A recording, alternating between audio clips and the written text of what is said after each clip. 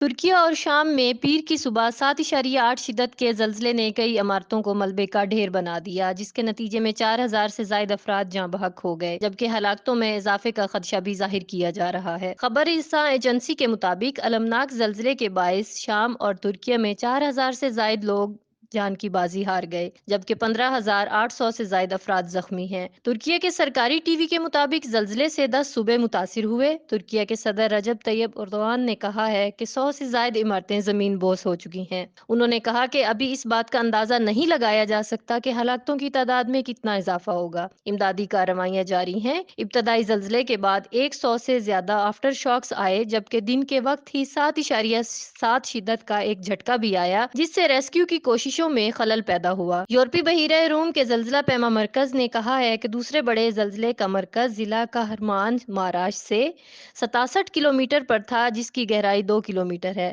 شام کی وزارت صحت کے مطابق 1,000 سے زائد افراد زخمی ہیں۔ ترک حکام کے مطابق زلزلے کے زیادہ شدید جھٹکے ملک کے جنوبی مشرقی حصے میں محسوس کیے گئے، جہاں بڑے پیمانے پر نقصان ہوا ہے۔ زلزلے کا مرکز ترکیہ کے جنوب میں واقع صوبہ غازی انٹپ کا علاقہ نرداگی تھا، جبکہ زلزلے کی گہرائی تقریباً 18 کلومیٹر تھی۔ جرمن ریسرچ سینٹر کی ابتدائی رپورٹ میں بتایا گیا ہے کہ ریکٹر اسکیل پر زلزلے کی شدت 7.8 تھی، اور امریکی جیولوجیکل سروے کا بھی کہنا ہے کہ زلزلے کی شدت 7.8 تھی۔ امریکن جیولوجیکل سروے کا کہنا ہے کہ زلزلہ مقامی وقت کے مطابق صبح 4:17 پر آیا، جو کہ عالمی معیاری وقت GMT کے مطابق رات تقریباً 1:15 بجے کا وقت بنتا ہے۔ زلزلے کے جھٹکے قبرص، یونان اور لبنان میں بھی محسوس کیے گئے۔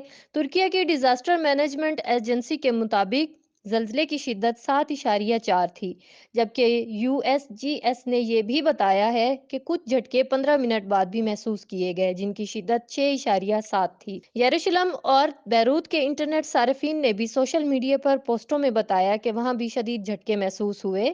وزیر اعظم ہاؤس سے جاری کردہ بیان کے مطابق C-130 طیارہ چکلالہ ایئر بیس سے آرمی کی سرچ اینڈ ریسکیو ٹیم لے کر براہ راست ترکیہ پہنچ گیا ہے۔